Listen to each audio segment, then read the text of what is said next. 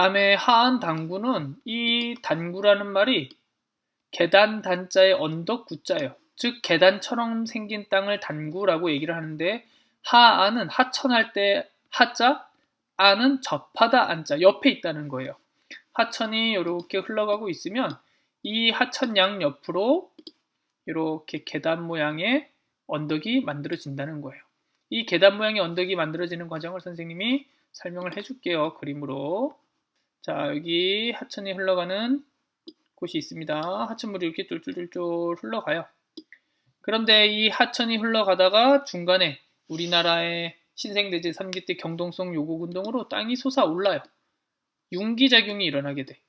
융기작용이 일어나게 되면 해발고도가 높아지게 되는 거죠. 해발고도가 높아지게 되면 아래쪽을 깎아내는 하방 침식이 활발하게 일어나. 그러면 여기를 하천이 아래쪽을 계속 깎아내는 거예요. 아래쪽을 깎아 내려가니까 여기에 깊은 V자 형태의 골짜기가 파이게 되는 거죠. 이게 깊은 V자 형태의 골짜기가 파이게 됐어. 그러면 이 하천 양옆에 있는 곳, 선생님이 표시하는 여기는 옛날에는 하천의 바닥이었어. 근데 여기에 깊은 골짜기가 파이게 되니까 더 이상 물이 이 위쪽을 흘러가는 게 아니라 하천에 의해서 깊은 골짜기가 파인, 여기 골짜기를 좀 더 깊게 파볼게요. 하천에 의해서 골짜기가 깊게 이렇게 V자 형태로 파인 이 아래쪽을 물이 흘러가게 되는 거야. 그러면 선생님이 여기 주황색으로 표시한 부분은 옛날에는 하천의 바닥이었어. 하천의 바닥을 뭐라 그러냐면 하상이라고 표현해요. 옛날에는 하상이었어. 그런데 땅이 솟아오르면서 하상이 아니라 하천 옆에 있는 여기 보세요. 언덕 모양으로 바뀌었어. 이 하천 옆에 있는 언덕을 우리가 하안 단구라고 얘기를 하는 거예요. 그 주변에 있던 땅까지 생각하면 이렇게 전형적인 계단 모양이라고 볼 수가 있겠죠. 이게 하안 단구고, 이렇게 하안 단구는 융기의 영향을 받아 만들어지기 때문에 상류 지역에 형성이 되게 됩니다. 그래서 우리나라 신생대제 3기 때 경동성 요곡운동의 영향으로 상류 지역에 하안 단구가 많이 만들어졌다라고 기억하시면 되겠습니다. 근데 요 선생님이 그린 것처럼 전형적으로 양옆에 계단 모양으로 나타나는 하안 단구는 잘 나타나지 않아요. 선생님이 우리나라에 잘 나타나는 하안 단구를 하나 그려줄게요. 우리나라의 상류 지역에 흘러가는 하천이 감익공유하천이고, 감익공유하천은 다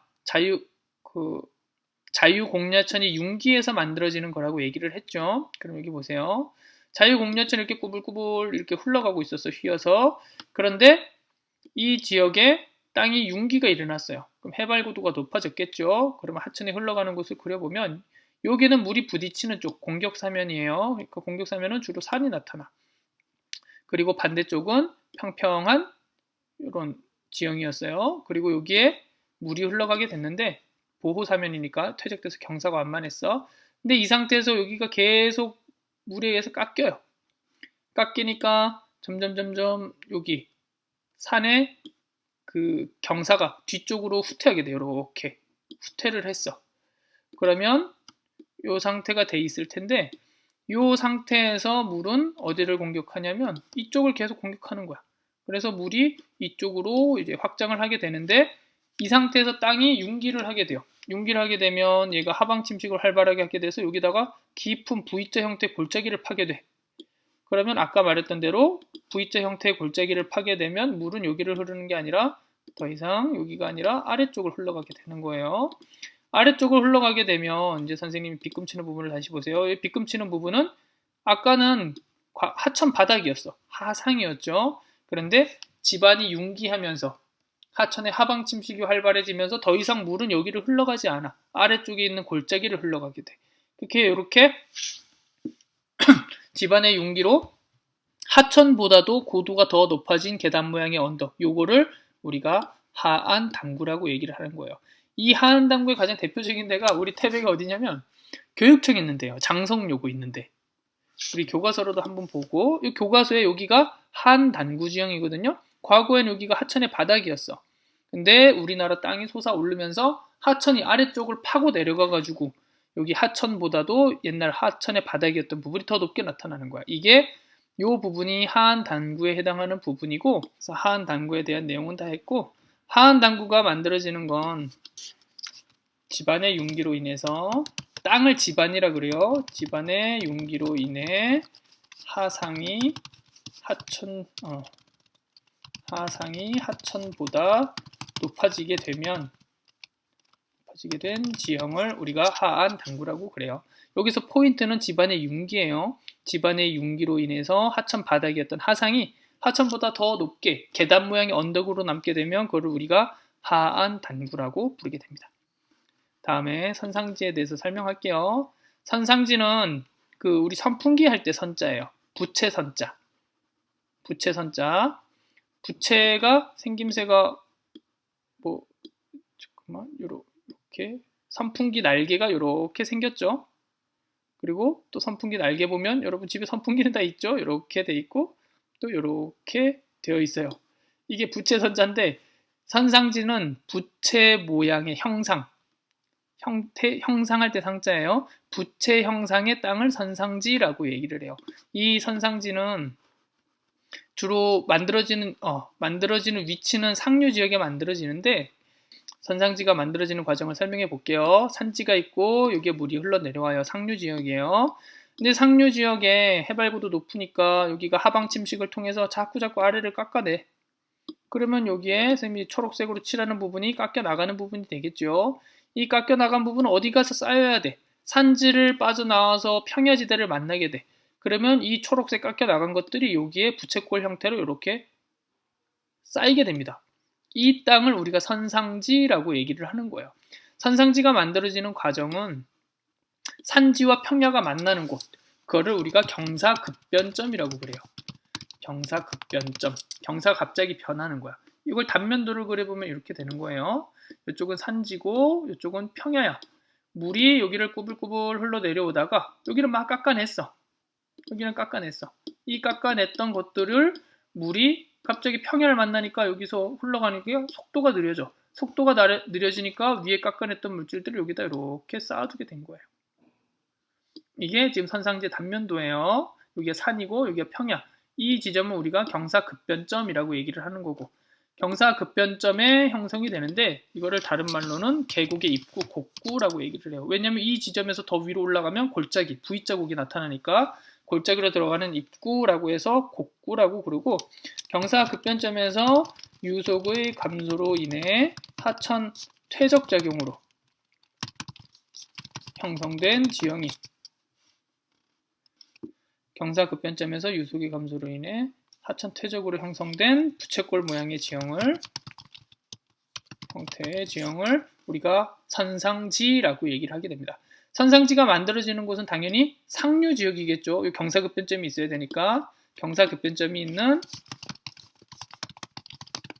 하천의 상류 지역에 만들어지게 되고, 선상지는 크게 세 가지로 이루어져 있어요. 맨 위에 부분부터 이제 아래 부분까지 세 가지로 이루어져 있는데, 선상지 중에서 가장 위에 부분을 우리 사람의 머리 꼭대기 정수리라 그러죠. 여기를 선정이라고 얘기를 해요. 선정. 그리고 선상지의 그 아래 부분, 가운데 부분은 우리가 중앙이라고 얘기를 하죠. 가운데 양자를 써서 중앙. 여기는 선앙이 되는 거고, 선상지 가운데. 그리고 맨 끝에는 우리 말단상원 이런 말 들어봤죠? 끝 단자를 써서 선상지의 끝. 그래서 맨 끝을 선단이라고 얘기를 합니다. 그래서 선상지가 구성이 세 가지로 이루어져 있어요. 선정, 선앙, 그리고 선단으로 이루어져 있는데, 이 선상지의 선정, 선앙, 선단이 각각 가지고 있는 특징이 달라요. 그래서 그거를 이제 선생님이 설명을 해주도록 할게요. 선정 같은 경우에는 이거를 일렬로 해놓고 설명할게요. 선정 같은 경우에는 여기 선상지 입구, 곡구의 위치예요. 곡구가 경사급변점, 가장 선상지 윗부분이에요. 그리고 곡구에 있기 때문에 여기는 계곡에서 물이 흘러나와. 물을 획득할 수가 있어요. 물을 획득할 수 있으니까 산간지대 사람들이 여기에 터를 잡고 살 수가 있어. 그래서 취락이 발달하고 일부 농사도 지을 수 있어. 농경지가 발달되게 돼요. 취락이 발달하고 농경지가 존재하게 되는데, 선앙 부분에서는 계곡물이 흘러내려오다가 선정지역에서 이렇게 흘러내려오다가 서낭지역 되면 땅속으로 스며들어서 지하로 흐르게 돼요. 그걸 쌤이 그냥 점으로 표현할게요. 지하로 스며들어서 흘러. 그래서 여기는 물이 지하로 스며들어서 물을 구하기가 어려워. 그걸 뭐라고 표현하냐면 물이 복류한다고 표현해요. 하천이 복류하게 되는데 이 복자가 배 복자예요. 우리 복부라고 얘기를 하죠. 복부 비만할 때 쌤이 약간 복부 비만기가 있는데 하천 복부, 하천의 복부래. 하천의 대부분, 그러니까 하천이 납작 엎드린 아래쪽 부분이라는 얘기예요. 아래쪽으로 엎드려서 흐르는 거야. 아래쪽으로 하천이 지하로 흐르게 되면 그걸 우리가 복류라고 얘기를 하거든요. 하천이 복류하게 되면 땅 위에서는 물을 구하기가 어려워. 지표에서는 물을 구할 수 없어. 지표수가 부족해. 지표수가 부족하니까 사람들이 물을 먹고 살아야 되니까 살 수가 없어. 그래서 취락이 여기에는 발달하지 않습니다. 대신에 여기에는 그 땅은 평평하니까 주로 사람들이 밭이나 과수원으로 활용을 하게 돼요. 이게 선앙의 특징이에요. 그리고 마지막 선단은 땅속으로 스며들었던 물이 여기에 단 지역에 가면 우물처럼 물이 뽕뽕뽕 솟아오릅니다. 선앙 지역에서 이렇게 지하로 스며들어서 흘러가던 물들이 선단 지역에 가면 지표를 뚫고 뽕뽕뽕 샘처럼 솟아 올라와요. 그거를 뭐라 그러냐면 용천이라고 그래요. 솟을 용자에 샘천자, 용수철할 때 용자죠. 물이 그 땅을 뚫고 올라와가지고 샘이 돼. 샘이 만들어지니까 여기는 물을 획득할 수가 있어. 물을 획득할 수 있으니까 선정이랑 똑같겠죠. 취락이 발달하고 여기는 주로 논농사 지대로 이용이 되는 거예요. 그래서 선상지가 선정, 선앙, 선단으로 구분이 되고 그리고 각각의 토지 이용이 달라진다는 거 이걸 잘 기억하고 있으면 되고 선상지 같은 경우에는 우리나라에는 잘 발달이 되어 있지 않아요. 선상지의 지형도를 한번 보여줄게요. 여기가 이제 선상지거든요. 지형도로 보게 되면 여기에 지금 산지들이 막 나타나고 있어. 경사, 등고선의 간격이 좁으면 급경사를 표현하는 거죠. 여기가 이제 급경사의 산지가 되겠고 급경사의 산지를 빠져나오자마자 이제 이렇게 넓게 부채꼴 모양으로 땅이 퇴적이 되어 있는 건데 이 중에 가장 윗부분 여기 곡구죠. 까만색 점은 집이에요. 집을 마을을 취락이라 그래요. 취락이 형성돼 있고 논농사지대로 이용돼. 그리고 이 아래쪽으로 내려오다 보면 일부 이제 밭농사지대가 나타나고 있고 그리고 아래로 내려가면 다 논인데 과거에는 이 부분들이 다 아마 선앙 부분이라서 밭이었을 거야. 물이 부족하니까. 근데 사람들이 물이 부족하면 살기가 어렵잖아. 그래서 이렇게 인위적으로 저수지를 만든 거예요. 저수지를 만듦으로써 선앙 지역에도 지금은 사람들이 모여 살아요. 근데 선생님이 선앙 지역엔 취락이 발달하지 않고 그리고 밭 또는 과수원으로 이용한다는 건 옛날에 그랬다는 거예요. 관계시설이 발달하기 이전에 저수지를 만들거나 물을 끌어오는 시설을 그 만들기 이전에는 밭이나 과수원으로 이용됐고 지금과 같이 물을 끌어오는 시설, 과학기술이 발달된 현대에서는 선정, 선앙, 선단 구분 없이 취락이나 논농사지대 다 이용할 수가 있어요. 그 특징을 알아두시면 되겠고 여기서 우리가 기억해야 되는 건 전통적인 이 토지 이용 방식이에요. 전통적으로는 이런 이유 때문에 선앙은 하천이 복류하면서 지표수가 부족해서 취락이 발달하지 않고 밭이나 과수원으로 이용됐다는 걸 여러분들이 알고 있어야 되는 거예요. 그리고 이거는 선상지 항공사진이 되겠습니다. 하천 하류에 발달하는 지형 중에 지금 범람원, 삼각주, 그리고 하중도, 우각호, 구하도 요 세 개 세트에 대해서 공부를 하도록 하겠습니다. 범람원과 삼각주 모두 하천 하류의 퇴적작용으로 형성되는 지형들이에요. 그래서 공통점들이 있는데 각각 지형들의 특징을 설명한 다음에 이 두 지형의 공통점에 대해서 설명하도록 하겠습니다.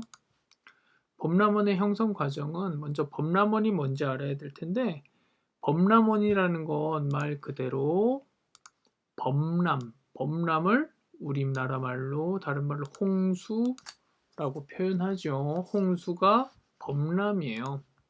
물이 넘치는 걸 홍수라고 하는데 하천이 물길을 따라 유로를 따라서 흘러가다가 하천이 이렇게 흘러가다가 여름에 비가 많이 와요. 비가 많이 오면 물이 넘치게 되겠죠. 물이 양옆으로 이렇게 넘쳐요. 근데 홍수 났을 때 여러분들 물 본 적 있는지 모르겠지만 홍수 났을 때는 물이 맑은색 투명한 물이 아니죠.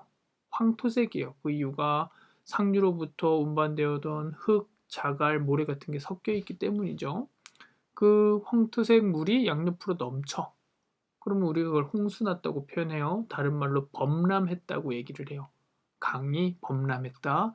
근데 강이 범람하면 이 물만 넘치는 게 아니라 그 운반되어 온 황토색 자갈이나 모래, 흙 이런 게 옆에 쌓이게 돼요. 퇴적물들이 옆에 이렇게 쌓이게 되는 거예요. 퇴적물들이 이렇게 쌓여. 크기가 큰 것들은 멀리까지 못 가고 하천 바로 옆에 이렇게 쌓이게 됩니다.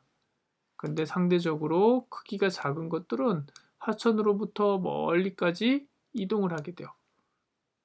작고 가벼우니까 멀리까지 이동이 되는 거죠. 그래서 크기가 작은 것들은 이쪽 하천으로부터 거리가 이렇게 멀리 떨어져 있는 즉 요 뒤편까지 가서 쌓이게 돼요. 그래서 이게 1년만 홍수나는 게 아니겠죠. 오랜 세월, 100년, 1000년에 걸쳐서 이게 반복이 되다 보면 나중에는 지형이 이렇게 만들어지게 되는 거예요. 하천 옆에는 고도가 다소 높고 그리고 하천으로부터 멀리 떨어져 있는 요 언덕 뒤편은 낮은 지형이 만들어지게 되는데 이 지형을 우리가 범람원이라고 얘기를 하는 거예요. 범람은 아까 홍수라 그랬죠. 원은 언덕 원자예요. 하천이 넘쳐가지고 만들어진 이 언덕 그리고 그 뒤에 있는 낮은 땅까지 다 합쳐서 범람원이라고 얘기를 해요. 즉 형성 과정은 하천의 범람으로 인한 퇴적으로 형성되는 게 범람원이 됩니다. 하천의 범람으로 인한 퇴적, 즉 하천 퇴적 지형이 되는 거예요. 분포하는 곳은 하천이 흘러가는데 주변 지역이 산지예요. 이렇게 V자 형태의 골짜기를 파고 하천이 흘러가고 하천이 여기를 흘러가고 주변이 평야가 아니고 산지면 이 물이 넘칠 수가 있어요? 없어요? 넘칠 수가 없죠. 그래서 범람원이 만들어지는 곳은 산지가 있는 하천 상류가 아니라 평야가 나타나는 하천 하류지대에 분포하게 됩니다. 그래서 분포하고 있는 곳은 하천의 하류 평야지대에 나타나게 되고 그리고 구성은 아까 범람원이 하천 바로 옆에는 언덕, 하천 이 언덕 뒤쪽으로는 해발 고도가 낮고 평탄한 땅이 만들어지게 되는데 이 중에 고도가 높은 부분을 고도가 높은 부분을 이 두 부분이죠. 이 두 곳을 자연 제방이라고 얘기를 합니다. 제방이라는 건 뚝을 말해요. 뚝. 물이 넘치는 걸 막기 위해서 뚝을 그 인공으로 높게 쌓아두면 뚝이라고 그러는데 얘네들은 사람이 쌓은 게 아니죠. 자연적으로 만들어진 거야. 그래서 자연적으로 만들어진 뚝이다. 그래서 자연 제방이라고 얘기를 하는 거예요. 그리고 이 자연 제방 뒤편으로는 해발 고도가 다소 낮고 이 언덕, 자연 제방보다 고도가 낮고 평탄한 땅이 만들어지게 되는데 이 자연 제방 뒤편에 있는 낮고 평탄한 땅을 배후습지라고 얘기를 합니다. 여기가 왜 습지냐면 이쪽에 퇴적되어 있는 배후습지에 퇴적되어 있는 물질들은 입자의 크기가 크겠어요? 작겠어요? 당연히 자연 제방보다 입자가 작은 것들이 쌓이겠죠. 왜냐하면 하천으로부터 멀리까지 운반되려면 입자가 작아야 되니까. 그래서 자연 제방보다 입자가 작은 것들이 쌓여 있어. 입자가 작은 것들이 쌓여 있으니까 하늘에 비가 오면 이 빗물이 잘 빠져요? 안 빠져요? 잘 안 빠지게 됩니다. 물이 넘쳤을 때 물이 여기 고였을 때 물이 땅속으로 스며들어야 되는데 잘 스며들지 못해. 진흙과 같은 것들이 두껍게 퇴적이 되어 있어서 그래서 여기는 물이 잘 안 빠져서 습지를 이루어요. 물이 고여 있는 게 습지죠. 그래서 여기는 배후 뒤에 있는 하천으로부터 멀리 떨어져 있는 자연제방 뒤에 있는 등 배자 뒤후자 등 뒤에 있는 습지라고 해서 배후습지라고 합니다. 그래서 이 자연제방과 배후습지로 이루어져 있고 자연제방과 배후습지의 여러분들이 특징에 대해서 알고 있어야 돼요. 자연제방 그리고 배후습지로 구성이 되어 있는데 자연제방 같은 경우에는 고도가 다소 높다. 하천 바로 옆이에요. 위치는 하천 바로 옆이기 때문에 입자가 큰 것들이 여기 많이 쌓이게 돼서 하천 옆이고 큰 입자들이 많이 쌓여서 해발 고도가 다소 높은 편입니다. 뭐보다 높냐면 옆 상류 지역에 있는 산만큼 높은 게 아니라 그 뒤편에 있는 배후 습지에 비해서 높다는 거예요. 지금 이 두 개를 상대적으로 비교하는 거야. 그리고 해발 고도가 높고 입자가 큰 물질들로 이루어져 있어요. 여기에 퇴적되어 있는 입자가 큰 걸 우리가 조립질이라고 얘기를 해요. 조립질로 구성이 되어 있어. 입자가 큰 걸 조립질이라고 표현을 합니다. 이 조립질 물질로 구성이 되어 있는데 얘네들이 주로 모래나 자갈이 되는 거예요. 입자가 큰 것들, 입자가 큰 조립질이 퇴적이 되어 있기 때문에 비가 왔을 때 이 빗물들이 요 사이, 모래나 자갈 사이사이로 잘 빠져나가요. 여름이 바닷가에 가서 모래밭 보면 모래해수욕장 파도가 쳤을 때 그 바닷물이 모래 속으로 이렇게 스며들어서 다시 바다로 내려가죠. 입자가 크니까 물이 잘 스며들기 때문에 그런 거죠. 그래서 여기는 배수가 굉장히 잘 됩니다. 물이 잘 빠지는 걸 배수가 양호하다고 표현해.